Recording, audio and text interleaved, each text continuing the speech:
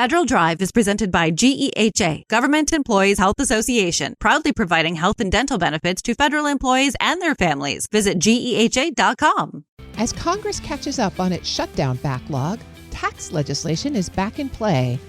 But now those conversations are under the shadow of an election year.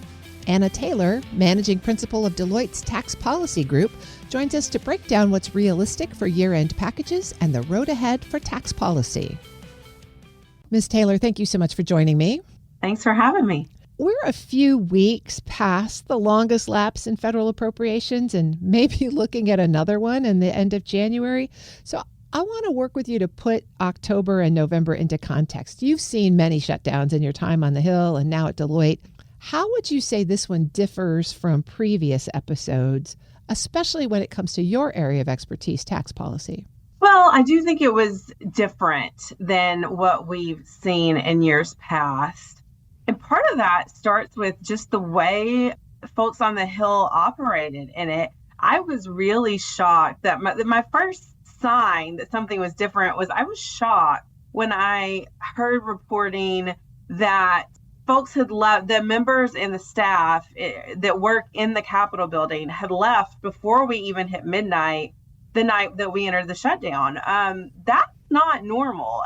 In years past in shutdowns, you have frantic work happening behind the scenes where they're trying to see if there's any way to find a deal. And it was just obviously clear to all of them that they were so far away from a deal at that point that there was nothing to do. And so they left the building. And that was my first sign that this one was not normal and we were in for a longer shutdown.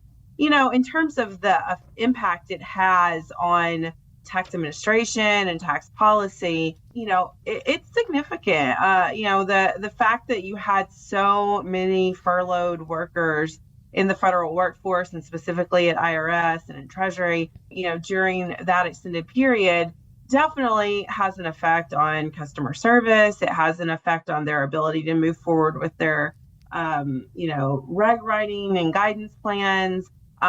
Which is in this moment, where we're just getting through a big piece of legislation, the One Big Beautiful Bill Act that was signed into law back in the summer. And they're in, a very significant guidance process to go along with that bill right now. There's a lot of work that needs to get done, not to mention, which I know that, the Treasury and the IRS said much of that work went on during the shutdown. So I do think that there was some of that didn't stop, which is a good thing for taxpayers, but had to slow it down in some capacity. And when you think about just customer service for taxpayers and not being able to call and find somebody on the phone to talk to, certainly there were challenges there as well. So I do think there was that, kind of tangible direct effect. Now, in terms of effect on tax policy, I think the jury's still out. Obviously, there wasn't any sort of deal that ended the shutdown with additional legislation. So we didn't have some big tax package coming out of the, sometimes you do see some sort of legislative deal come out of not often with a shutdown. Normally, nobody wins in a shutdown, but when you're reaching appropriations deals that don't end in shutdown, sometimes you'll see tax legislation attached to those kinds of deals. And, we didn't have that. There was no, there were not regular hearings and regular markups happening in the tax writing committees while we were in shutdown. And so there was probably a slowdown in some bills that are maybe under consideration because they weren't being considered during the shutdown. And so I do think that probably it definitely had a direct effect on taxpayers who may have had an impact on customer service, but there's also that effect of maybe slowing down policymaking as well. I'm speaking with Anna Taylor. She's managing principal of the tax policy group at Deloitte. Well, let's talk about the specific impact on taxpayers. I mean, filing season is going to open in just a few weeks.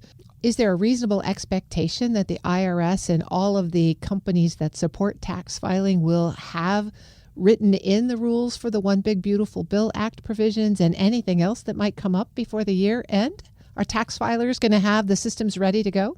Well, I think that the Treasury and IRS have done they've made a real effort to try to get to the things from that bill first that were going to need to be implemented for taxpayers at the beginning of 2026. So I think in most cases, you have seen, you've already seen guidance come out on those things that are affecting individual taxpayers, like, the tipped income deduction and overtime pay, things like that. So they have already put out quite a bit of guidance in those spaces that will have a direct effect on individual taxpayers.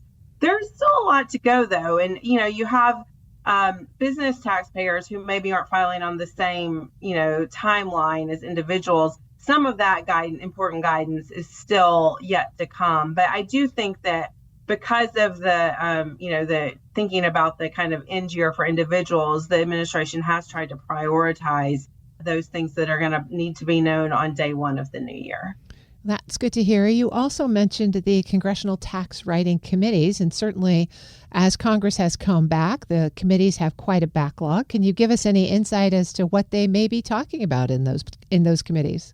Well, they do have a full agenda. I mean, I think the first thing that you're hearing a lot about if you turn on any news outlet right now is, of course, the thing that landed them in the shutdown to begin with, finding some sort of path forward on those Affordable Care Act premium tax credit, the enhancements for those credits. They didn't reach any deal before they came out of the shutdown, but they did agree to keep working on it. So there was an agreement as part of coming out of that shutdown where Majority Leader Thune in the Senate said he will hold another round of votes on those credit extensions by the middle of December. So I do think that there's conversations happening, both bipartisan and partisan, to see if there's a path forward on figuring out a way to deal with healthcare costs and insurance premium costs. So that's taking up a lot of time right now. In addition to that, there is interest from the committees to try to move some things that they've been working on for a while on a bipartisan basis. These are things that have been in works for years, honestly, and have pretty broad consensus support. Things like, there's a tax treaty with Taiwan that has moved through regular order in both the House and the Senate that I think people would like to see get over the finish line. There is the chairman and ranking member of the Senate Finance Committee have worked on, they haven't actually processed legislation, but they've put out a joint white paper on tax administration. So just some changes to make the system work better for taxpayers. I think that's something they're interested in trying to see if there's opportunities to move together. And then there are a few expiring tax provisions on the business side of the ledger that haven't been dealt with this year. A lot of the expiring provisions on the individual side were included in that One Big Beautiful Bill Act back in the summer. But there are a couple of provisions like the work opportunity tax credit. That's an important one that does have an effect on, people's ability to get a job and on businesses' ability to hire. And so that's one that is set to expire at the end of this year that I do think there's probably bipartisan interest in extending. So those are all things I think on the near term agenda if they're in an environment to be able to move some bipartisan legislation. And we all know right now that's a big if. Well, speaking of that environment, 2026 is an election year for many members of Congress. Do you think in that environment they really will be able to move some of these big pieces of tax legislation, or will they maybe just nibble around the edges? It's a really good question. And I definitely don't, when I look in my crystal ball, it's cloudy. I think that there is, even in the most political of times, you can sometimes get smaller packages of bipartisan consensus product through. So, I'm still hopeful that they can. They're going to have to do something on appropriations again when they get to the end of January. That's when that next, government funding deadline will be reached. And so there is potentially a bipartisan vehicle that will be heading our way come late January, assuming we're not headed towards another shutdown at that point. And so I really do think there's a possibility that if they reach some sort of funding deal, as they're working through it in December and into January, that there's the potential that you could see some tax legislation move along with it, possibly.